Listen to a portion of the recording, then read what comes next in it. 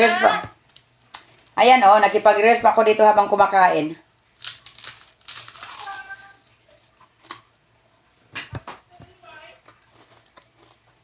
Kain tayo ng turon, guys.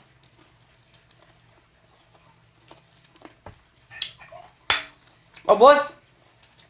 Grabe ang kain ko, guys, oh. Ginamos ito, guys, at saka sili.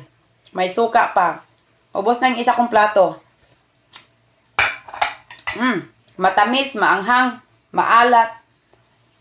So, ubos ng isang plato kong kanin. So, ngayon, ang aking next project ay turon. Ayan sis, oh, nagre-reels din ako at the same time, kumakain. So, ito na. Tuloy ako. Oh, Sarap pa naman ang turon. Masarap yan sis pag may langka. walang langka dito. Kaya yan, turon, May guys. langka